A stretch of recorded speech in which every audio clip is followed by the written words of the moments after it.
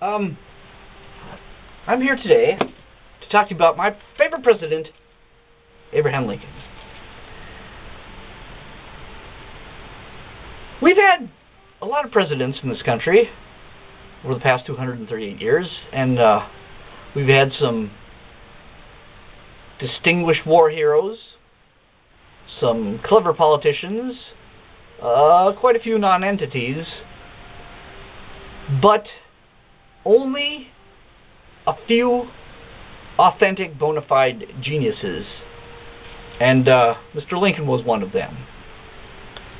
I mean, with about 1 year's official schooling, this man read and mastered Shakespeare and any other book he could get his hands on.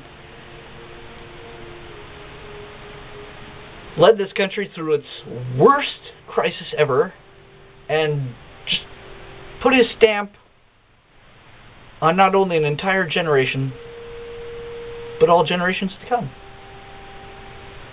And I want to say a few words in his honor, and also impart to everybody a few thoughts of my own on the subject of this great man.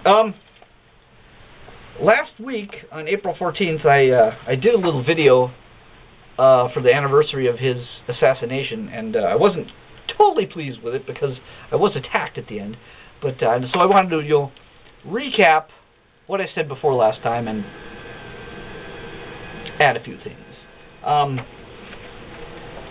For one thing,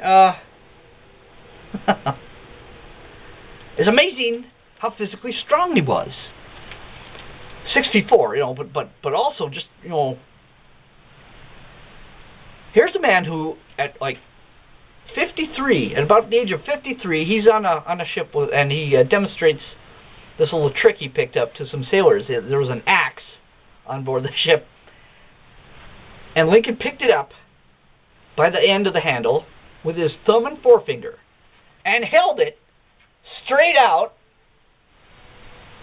at the length of his arm, then the axe, for several minutes. Just and he challenged all the other sailors, strapping men in their 20s and 30s, to see if they could do the same thing, and none of them could. Wow. So not only was he brilliant up here, he was also a superhero physically.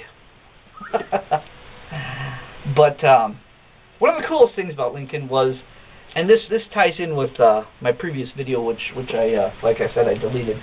But oops, it's an oversized. Lincoln loved Shakespeare. He read it, and especially the great historical and tragical plays. I think those were his favorites. Macbeth. Macbeth was his single favorite play by Shakespeare. The original horror movie. He loved it. So, it's not surprising that certain people have depicted Abe as a vampire hunter. But anyway, and this love of Shakespeare really struck me, especially when you consider the fact that the play he was watching when he was killed was one of the stupidest plays ever written. Our American Cousin. I don't know who the playwright was, and I don't care. But consider this. Okay, there's Lincoln and his wife. They're sitting there and enjoying the comedy. It was a comedy of manners. You're probably one of the original snobs versus slobs type of story. It's about this aristocratic English family who meet for the first time their American cousin, and he's the typical backwoods hick, right? So, the last words that Abe Lincoln heard before the bullet hit him in the back of the head was this line, and I kid you not. Well, I reckon I know enough to turn you inside out, you psychologizing old man trap.